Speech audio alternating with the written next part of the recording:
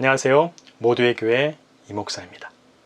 여러분, 오늘은 최근 한국교회와 사회에 충격을 주었던 한 가지 사건에 대해서 이야기해 보려고 합니다. 얼마 전 언론을 통해 동대문 부근의 한 교회에서 리더십 훈련 과정 가운데 일어난 일들이 보도되었고 또 큰 파장을 낳았습니다. 많은 기독교인들조차 엄청난 충격과 분노마저 느꼈고 상처와 자괴감까지 갖게 되었습니다. 이후 교회와 교단의 사과가 발표되었고 현재는 경찰 조사가 진행 중인 상황입니다. 저는 지난 몇 주간 일련의 사태에 관한 언론 보도와 정부 당국의 행정 조치, 그리고 언론 기사와 제 영상에 담겨진 댓글을 통해서 교회의 입장도 살펴보았습니다. 또한 교회 홈페이지와 설교 영상들도 꼼꼼히 살펴보았습니다. 현재 불거진 이슈는 크게 세 가지이죠. 첫 번째, 리더십 훈련 과정의 지나친 행위. 두 번째, 목회자의 부동산과 관련된 재정 의혹. 세 번째, 목회자에 대한 우상화 의혹. 이 세 가지입니다. 현재 경찰 조사가 진행되고 있기에 시간이 지나면 실체적 진실에 근접한 보다 명확한 사실들이 우리에게 밝혀지게 될 겁니다.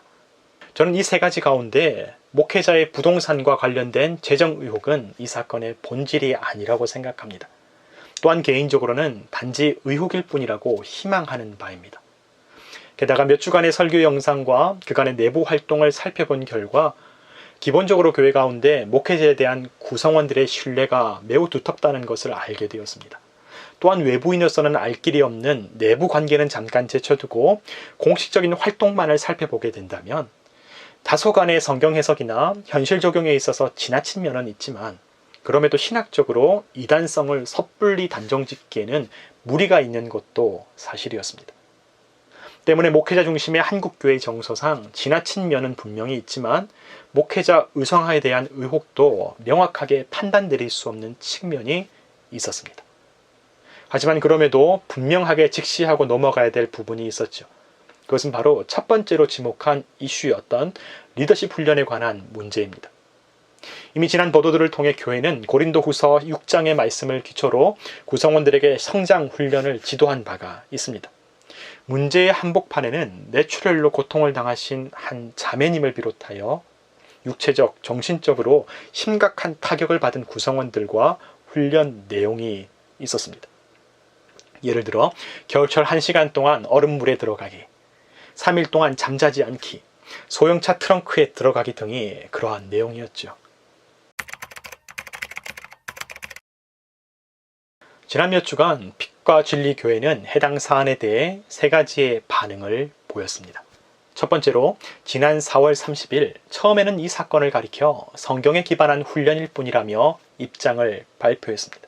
두 번째로 지난 5월 6일 담임 목회자와 당회원 등의 명의로 사과문을 발표했습니다. 내용 중에는 상처받고 아파하신 모든 분들에 대한 사과와 병상에 있는 자매님에 대한 유감, 그리고 도울 방법을 찾아보겠다는 내용이 담겨 있었습니다. 세 번째, 그리고 그 이후 현재까지 교회와 구성원들은 언론과 정부의 종교 탄압, 그리고 일방적이고 자극적인 의혹 보도라는 입장을 강화하고 있는 중입니다. 물론 언론이 독자의 관심을 끌기 위해 자극적인 기사를 무비판적으로 쏟아내는 경향도 있습니다. 또한 본인들의 개인적인 신념이나 정치적 목적을 투영하여 본질을 호도하는 경우도 적지 않습니다. 때문에 언론 기사를 받아들일 때에 우리는 실체적 진실을 뒷받침하는 구체적인 사실이나 자료들을 기자의 관점이나 해석과 분리해서 보는 일이 매우 중요하죠. 그것은 사실입니다.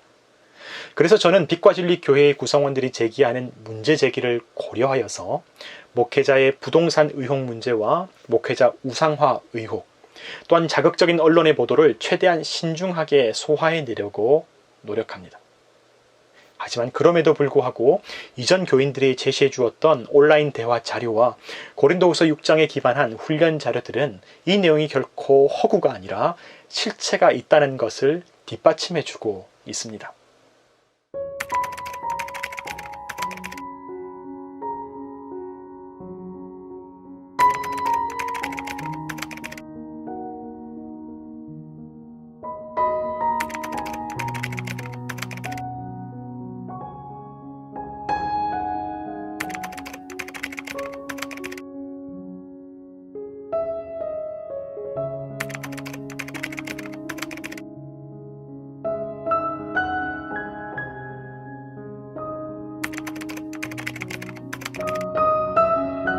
다음은 빛과 진리 교회에 대한 비판이 가해지는 몇 가지 지점을 살펴보고자 합니다. 첫 번째, 교회의 지도부는 뇌출혈로 쓰러진 자매와 과도한 훈련의 상관관계, 잠 안 자고 오래 버티기, 이 내용을 충분히 인지하고 있습니다. 이것이 사과문의 내용에도 명확히 드러납니다. 두 번째, 내부 구성원들조차 훈련의 자발성을 주장한 것이지 훈련의 허구성을 입증하지는 못했습니다. 한 예로 담당 목회자는 언론 인터뷰를 통해서 교인들이 오늘날의 기독교인들은 핍박을 받지 않으니 핍박을 경험해보고 싶다고 하여서 훈련을 진행한 것이라고 밝힌 바가 있습니다. 바로 여기에 훈련의 자발성과 실체가 동시에 드러나는 것이죠. 세 번째, 결국 이 비판의 요지는 교인들이 아니라 교회와 지도자의 책임을 묻고 있는 것입니다. 교회는 지속적으로 리더십 프로그램이 100% 참여자들의 자발적인 의사로 계획과 강도를 스스로 세운 것이라고 주장합니다. 그것을 신뢰하고 인정하는 바탕 속에서 논지를 진행해 보겠습니다. 그래서 카카오톡 대화의 내용도 스스로 세운 강도가 너무 약하기 때문에 그러면 인분을 먹으라고 얘기한 것이라고 그것까지도 이해해 보겠습니다. 모두에게 요구한 정식 과정이 아니고 일부의 사례라고 하는 주장까지도 이해해 보고 얘기해 보겠습니다. 여러분, 그러면 문제가 없을까요? 그러면 이것이 인분 섭취를 강요했다는 주장과 무엇이 다를까요? 믿음의 열정을 통해 예수 그리스도의 사랑을 실천한 것이 아니지 않습니까? 자기가 손해를 보아도 예루살렘에 궁핍한 이웃을 돕기 위해 연보를 아끼지 않았던 것이 고린도 교회의 훈련의 결과였습니다. 바울이 고린도후서 6장의 훈련을 시도했던 목적은 예수 신앙을 통해 나는 낮아져도 세상을 살리신 예수의 사랑은 빛나게 하기 위함이 아니었습니까? 그는 흥하여야 하겠고 나는 쇠하여야 하리라. 교회의 훈련 프로그램은 교회와 무관하게 일부 교인들이 교회 바깥에서 벌였던 개인적인 사건이 아니었습니다. 교회에서 추진한 정규 과정이었고 지도자들도 인지하고 있는 사실입니다. 그렇다면 성도의 형편과 건강, 그리고 안전과 인권에 대해서 살펴야 되지 않았겠습니까? 아무리 구성원들이 원했어도 교회와 목회자는 구성원들을 살피고 돌볼 책무가 있는 게 아니겠습니까? 여러분, 결국 이겁니다. 정상적인 신앙교육의 방향성, 적절한 강도를 잃어버렸다. 그래서 성도와 교회와 사회에 심각한 상처를 안겨주었다. 이것이 비판의 내용입니다.